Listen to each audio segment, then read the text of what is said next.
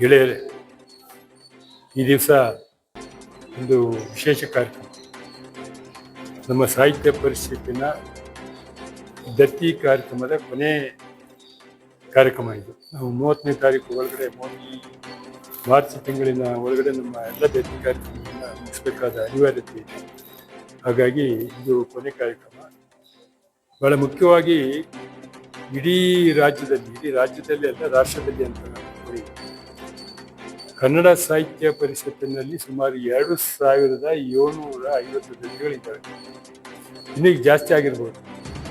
ಈ ದಿವಸ ಇಡೀ ರಾಜ್ಯದಲ್ಲಿ 7-8 ದತ್ತಿ ಕಾರ್ಯಕ್ರಮ ಪ್ರತಿ ದಿವಸ ನಡೆಯುತ್ತೆ. ನಿರಂತರವಾಗಿ ಪ್ರತಿ ವರ್ಷ ನಿರಂತರವಾಗಿ 7-8 ದತ್ತಿ ಕಾರ್ಯಕ್ರಮಗಳು ನಡೀತಾ ಇರ್ತವೆ. 1 ಕೋಟಿಯಿಂದ 2,000ದಿಂದ 1 ಕೋಟಿಯವರೆಗೂ ನಮ್ಮಲ್ಲಿ ದತ್ತಿ ದಾನಿಗಳು ಹಣವನ್ನು ಇಟ್ಟಿದ್ದಾರೆ. ಈಗ ಏನಾಗಿದೆ ಅಂದ್ರೆ, ಆಗ 2,000 ರೂಪಾಯಿ ಸ್ವಲ್ಪ ದೊಡ್ಡ ಇತ್ತು. ಈಗ 2,000 ರೂಪಾಯಿಲಿ ನಾವು ಆಹ್ವಾನ ಪತ್ರಿಕೆಯನ್ನ ಅಚ್ಚು ಮಾಡ್ಲಿಕ್ಕೆ ಸಾಧ್ಯ ಇಲ್ಲ.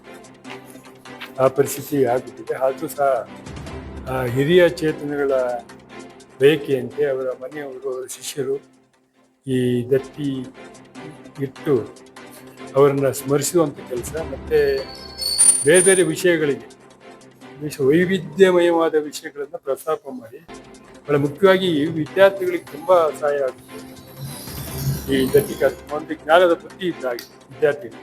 ಹಾಗಾಗಿ ನಾವು ಕಾಲೇಜುಗಳಲ್ಲಿ ಇದು ಹೆಚ್ಚು ಕಾರ್ಯಕ್ರಮಗಳನ್ನ ಮಾಡ್ತಾ ಇದ್ದೇವೆ. ಹೈಸ್ಕೂಲ್ ಮತ್ತು ಕಾಲೇಜುಗಳಲ್ಲಿ ಒಳ್ಳೆಯ ಸ್ಪಂದನೆ ಇದೆ.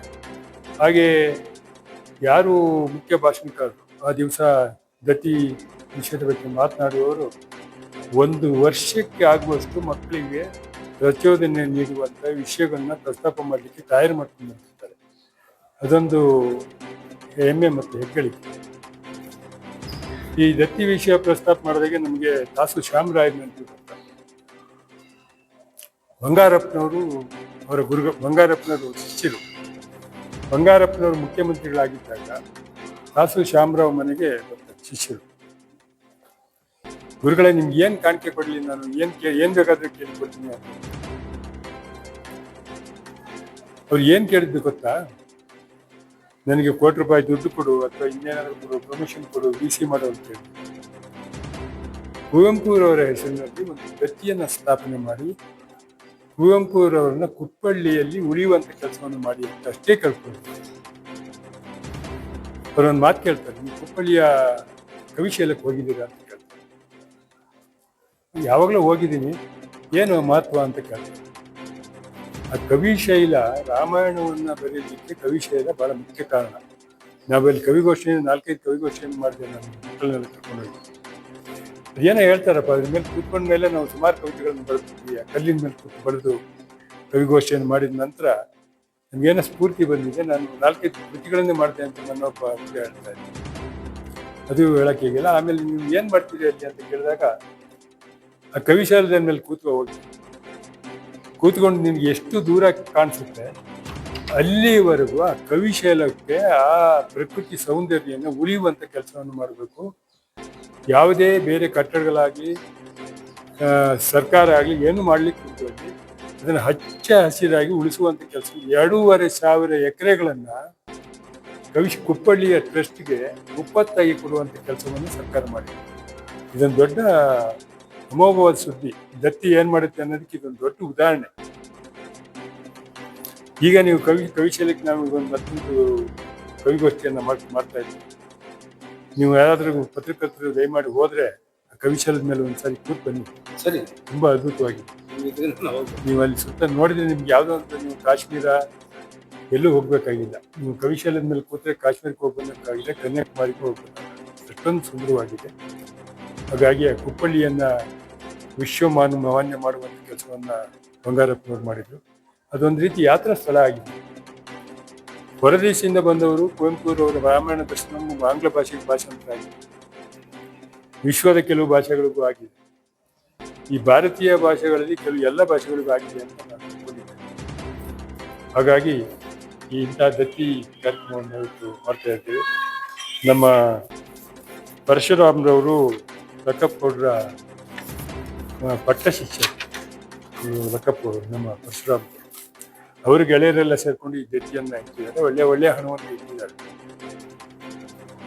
ನನಗೆ ಯಾಕೆ ಪರಶುರಾಮ್ ಅವ್ರ ಬಗ್ಗೆ ಹೊಗಳಬೇಕು ಅನ್ಸುತ್ತೆ ಅಂದರೆ, ಅವರು ನನಗೆ ಹಳ್ಳಿಯಿಂದ ಬಂದಂಥವ್ರು. ಕೆ ಆರ್ ನಗರದ ಹತ್ರ ಒಂದು ಹಳ್ಳಿ, ಚಿಕ್ಕ ಹಳ್ಳಿ. ಒಮ್ಮೆ ನಾನು ಒಂದು ಕಾರ್ಯಕ್ರಮಕ್ಕೆ ಹೋದಾಗ ಆ ಜನ ಗ್ರಂಥಾಲಯಕ್ಕೆ ಬನ್ನಿ ಅಂತೇಳಿ ಕರ್ಕೊಂಡು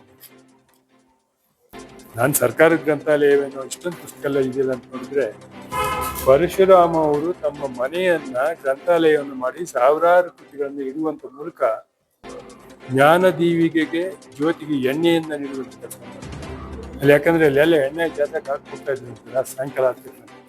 ಈ ಜ್ಞಾನದೋತಿ ಉರಿಲಿ ಅಂತೇಳಿ ಜ್ಞಾನದೋತಿಗೆ ಎಣ್ಣೆ ಎರೆಯುವ ವ್ಯಕ್ತಿತ್ವ ನಿಮ್ದು. ಪರಿಚಾರಕರಾಗಿ ನಿಮ್ಮನ್ನು 20 ವರ್ಷ ನಾನು ನೋಡಿದ್ದೇನೆ. ನೀವು ಯಾವ್ದು ಹೊಮ್ಮೆ ಬಿಮ್ಮೆ ಇಲ್ಲದೆ ದಯಮಾಡಿ ರಾಜೀನಾಮೆ ಕೊಟ್ಟು ಕೆಲಸವನ್ನು ಮಾಡಿ. ನನ್ನಿಂದ ನಿಮ್ಮ ಮನಸ್ಸಿಗೆ ನೋವಾಗಿದೆ ಅಂತೇಳಿ ತಪ್ಪು ಗುರುಗಳೇ, ನೀವು ಈ ಥರ ಮಾಡಿದ್ರೆ ನಾನು ಹೆಂಗೆ ಮಾಡಲಿ? ನಾನು ರಾಜೀನಾಮೆ ಕೊಡ್ತಾ ಇರಲಿಲ್ಲ, ಸುಮ್ಮನೆ ಹೇಳಿದೆ ಅಷ್ಟೇ. ನೀವಿದ್ದಾಗ ನಾನು ಯಾಕೆ ರಾಜೀನಾಮೆ ಕೊಡೋದಿಲ್ಲ? ನಿಮ್ಮ ಮಾರ್ಗದರ್ಶನದಲ್ಲಿ ಇನ್ನೂ ಒಳ್ಳೆಯ ಕೆಲಸವನ್ನು ಮಾಡಿ ನಿಮ್ಮ ಪ್ರೀತಿ ಗೌರವಗಳಿಗೆ ಪಾತ್ರನಾಗ್ತಾನೆ ಅಂತ ಹೇಳಿ ಒಳ್ಳೆಯ ಕೆಲಸವನ್ನು ಮಾಡಿ ಅವರ ಪ್ರೀತಿ ಗೌರವಕ್ಕೆ ಪಾತ್ರನಾಗ್ತಾನೆ. ಇದು ನಾವು ದೊಡ್ಡ ಸ್ಥಿತಿಯಿಂದ ನಾನು ಅಂತ ಒಂದು ದೊಡ್ಡವನು, ನಾನು ಇಷ್ಟು ವರ್ಷ ಸಾಹಿತ್ಯ ಪರಿಷತ್ ಇದ್ದೀನಿ, ನೀವು ಹೀಗೆಲ್ಲ ಮಾತಾಡ್ಬಿಟ್ಟೆ ಅಂತ ಹೇಳಂತ ನೋಡಿ ತನಕ ಹೋಗ್ಬಾರ್ದು. ನಾವು ಇನ್ನೂ ಕಲಿಯೋದಿರುತ್ತೆ. ನಾನು ಈಗ ಇಷ್ಟು ವಯಸ್ಸಾದರೂ ನಾನು ಇನ್ನೂ ಕಲಿತಾನೆ ಇದ್ದೀನಿ. ಹಾಗಾಗಿ ನನಗೆ ಪ್ರಾರಂಭದ ಒಳ್ಳೆಯ ಮಾರ್ಗದರ್ಶನ ನೀಡಿದಂಥವರು ಜವರೇಗೌಡರು. ಅವರನ್ನ ಈ ಸಂದರ್ಭದಲ್ಲಿ ಸ್ಮರಿಸ್ತಾ ನಮ್ಮ ಈ ಕಾರ್ಯಕ್ರಮ ಲಕ್ಕಪ್ಪಗೌಡರ ನೆನಪಿನಲ್ಲಿ ನಡೀತಾ ಇದೆ. ಅಂಥ ವ್ಯಕ್ತಿಗಳು ಇನ್ನೂ ಹೆಚ್ಚಾಗಬೇಕಾಗಿದೆ, ಅಂಥ ಪ್ರೊಫೆಸರ್ಗಳು. ಅದು ಅನಿವಾರ್ಯ ಈ ನಾಡಿಗೆ ಅಂತ ಹೇಳ್ತಾ ನನ್ನ ಮಾತು ಮುಗಿಸ್ತೇನೆ. ನಮಸ್ಕಾರ. ನಮ್ಮ ಯುವರಾಜ ಕಾಲೇಜಿನ ಕನ್ನಡ ವಿಭಾಗ ನಮ್ಮ ಕನ್ನಡದ ಹೆಸರಾಂತ ಸಾಹಿತಿ ಡಾಕ್ಟರ್ ಎಚ್ ಎ ಲಕ್ಕಪ್ಪಗೌಡರ ಬಗ್ಗೆ ದತ್ತಿ ಉಪನ್ಯಾಸ ಕಾರ್ಯಕ್ರಮವನ್ನು ಹಮ್ಮಿಕೊಂಡಿದ್ದೇವೆ. ತಮಗೆಲ್ರಿಗೂ ಗೊತ್ತಿದೆ, ಮಹಾಕವಿ ಕುವೆಂಪು ಅವರ ಶ್ರೀರಾಮಾಯಣ ದರ್ಶನಂ ಬಗ್ಗೆ ಸಂಶೋಧನೆಯನ್ನು ಮಾಡಿ ಒಂದು ಉದ್ಗ್ರಂಥವನ್ನು ಬರೆದಂಥವರು ಎಚ್ ಎ ಲಕ್ಕಪ್ಪಗೌಡರು. ಎಚ್ ಎ ಲಕ್ಕಪ್ಪಗೌಡರು ವೃತ್ತಿಯಲ್ಲಿ ಪ್ರಾಧ್ಯಾಪಕರಾಗಿ, ಕುಲಸಚಿವರಾಗಿ, ಕುಲಪತಿಗಳಾಗಿ, ಜಾನಪದ ಅಕಾಡೆಮಿ ಅಧ್ಯಕ್ಷರಾಗಿ, ಪುಸ್ತಕ ಪ್ರಾಧಿಕಾರದ ಅಧ್ಯಕ್ಷರಾಗಿ ನಾಡು ನುಡಿಗೆ ಅಮೂಲ್ಯವಾದ ಸೇವೆ ಸಲ್ಲಿಸಿರುವಂಥವ್ರು. ಇವತ್ತು ಹೊಸ ತಲೆಮಾರಿಗೆ ಈ ಥರದ ಸಾಹಿತಿಗಳ ಪರಿಚಯ ಬಹಳ ಬೇಕು. ಹಾಗಾಗಿ ಇಂಥ ಒಂದು ಮಹಾನ್ ಗಣ್ಯರನ್ನ, ಸಾಹಿತಿ ಗಣ್ಯರನ್ನು ನೆನೆಯುವಂಥದ್ದು ನಮ್ಮ ಕರ್ತವ್ಯ.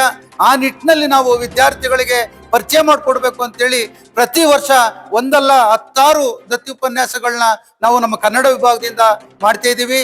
ಇವತ್ತು ಕೂಡ ಎಚ್ ಎ ಲಕ್ಕಪ್ಪಗೌಡರ ಒಂದು ಕನ್ನಡ ಸಾಹಿತ್ಯಕ್ಕೆ ಅವ್ರ ಕೊಡುಗೆ ಏನು ಅಂತಕ್ಕಂಥದ್ದನ್ನ ಇವತ್ತು ನಾವು ಒಂದು ಉಪನ್ಯಾಸದ ಮೂಲಕ ಯುವಕರಿಗೆ, ಅದರಲ್ಲೂ ವಿದ್ಯಾರ್ಥಿಗಳಿಗೆ ತಿಳಿಸುವಂತ ಕೆಲಸವನ್ನ ಮಾಡ್ತಾ ಇದ್ದೀವಿ.